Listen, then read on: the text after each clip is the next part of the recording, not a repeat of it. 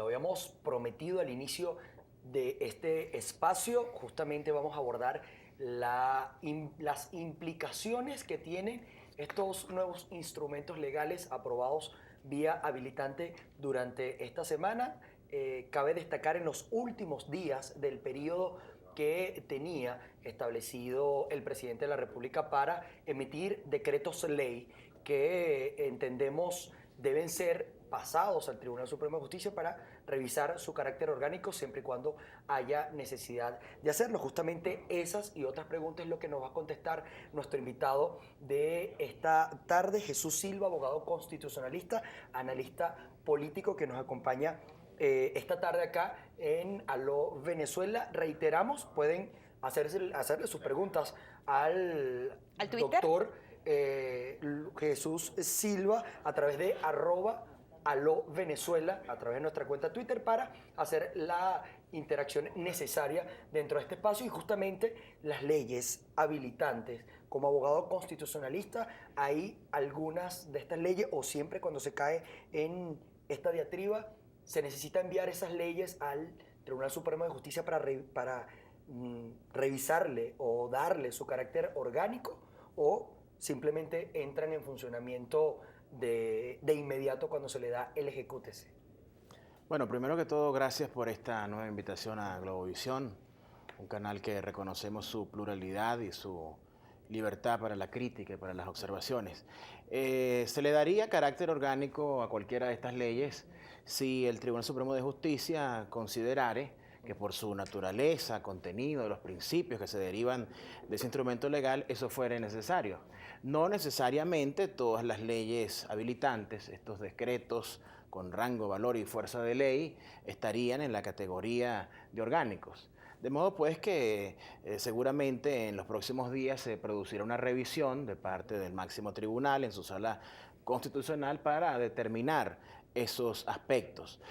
Consideramos que lo más importante de estas leyes es que abordan diferentes temáticas de la actualidad venezolana, sobre todo lo que tiene que ver con las dificultades económicas que atraviesa el país, que para nadie es un secreto, y que seguramente crean un nuevo marco jurídico que puede facilitar la atención oportuna, eficaz, eficiente a esta situación que afecta a todos los venezolanos. Un marco jurídico que se basó en el aspecto económico, como usted lo mencionaba. La situación es difícil en materia económica, se ha reconocido por todos los sectores del país, pero abordaron y se crearon nuevos impuestos. O sea, se le vuelve a tocar el bolsillo a los venezolanos. Así lo han considerado algunos sectores económicos del país. ¿Cómo lo ve usted desde el punto del impacto que puedan tener las leyes en materia tributaria que fueron creadas en el aspecto económico al ciudadano de a pie? Bueno, tocar el bolsillo, no de todos los venezolanos, pero sí de ciertos venezolanos puede ser positivo si se cumple con el principio tributario de pechar o de cobrar impuestos a quienes más tienen. Considero que en temas como bebidas alcohólicas, como tabaco, cigarrillos y una serie de productos suntuarios que no son de primera necesidad, sino que son de lujo, pues estaría plenamente justificado. Esta es una tendencia que se repite en países del considerado primer mundo, en Estados Unidos, en grandes países de Europa. De modo pues que Venezuela entra en sintonía con lo que sería esa doctrina tributaria y que seguramente el Estado requiere de algunos ingresos adicionales producto de la crisis internacional del mercado de los hidrocarburos. Está plenamente justificado desde el punto de vista constitucional y legal, y seguramente a quienes se debe proteger es a esos sectores del país que sí requieren pues que no se les multe, ni se les pene, ni se les tribute, ni se les peche por la adquisición de productos que así son de la cesta básica. ¿Dónde queda el papel de la Asamblea Nacional, tomando en cuenta que se están aprobando, o la mayoría de las leyes que fueron aprobadas vía habilitante tocan la parte económica, tocan la situación que está viviendo el venezolano en este momento, tocan sus impuestos, toca el IVA, toca la inflación? ¿Cómo queda la Asamblea Nacional? ¿No es necesario que los diputados que fueron elegidos por el pueblo sean quienes pues discutan estas leyes en el seno del Parlamento, que digamos, y que además es uno de los poderes más importantes de la nación? Por supuesto, esa es una observación muy oportuna. Yo creo que la mayoría de los venezolanos, tanto simpatizantes del chavismo como de la oposición, desean una Asamblea Nacional que sea mucho más productiva en materia de leyes. Pero ese presunto déficit en la elaboración de leyes no es atribuible a un solo sector político, ni al gobierno ni a la oposición. Considero que es producto de un escenario de polarización política que ha generado una dificultad por ahora insuperable de que se produzca el debido consenso, de que se logre en muchos casos la mayoría de los 2/3, inclusive mayorías de 3/5 para la aprobación de muchas leyes importantes para el país. Y mientras se produce ese escenario de polarización política, suspensión del diálogo, pues tiene que haber alguna salida, alguna válvula de escape para generar leyes que son importantes en la vida económica del país, en la vida comercial del país, en materia social, por ejemplo. Y eso es lo que de alguna forma ha ocurrido con esta ley habilitante, que a nuestro juicio, además de ser constitucional y legal, es absolutamente necesaria. Ahora que concluye este periodo de la ley habilitante, pues seguramente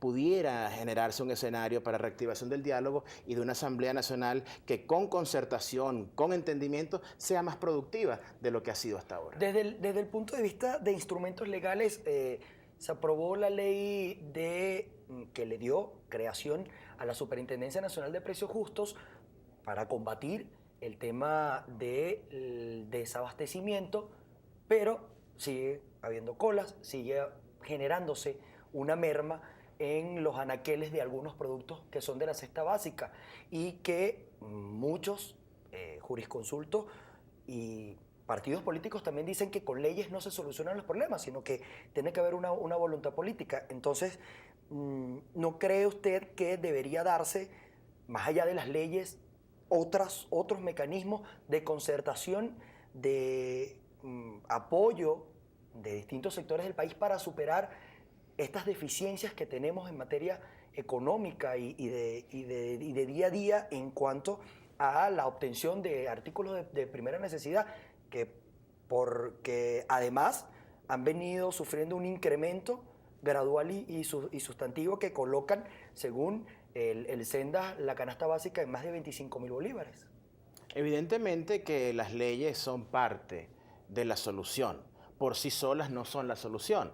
Sencillamente generan un escenario normativo para facilitar la implementación de políticas públicas que puedan resolver los problemas. Cuando se crean leyes para combatir el contrabando, la especulación, el acaparamiento, evidentemente que eso coadyuva a resolver lo que ha sido esta época crítica de la economía venezolana. Pero seguramente tiene que haber diálogo entre el sector público y el sector privado para reactivar la productividad en Venezuela, para disminuir los ilícitos económicos que afectan a nuestro país. Entonces, digamos que las leyes son parte de la solución, pero en paralelo deben desarrollarse otros procesos que nos permitan retornar a una época mucho más estable de nuestra economía, como la tuvimos durante 14 años de gobierno de Hugo Chávez y que luego de su lamentable y trágico fallecimiento hemos observado un deterioro marcado de la estructura económica nacional, pero que confiamos que con la contribución de todos los sectores del país, el sector productivo, el sector empresarial,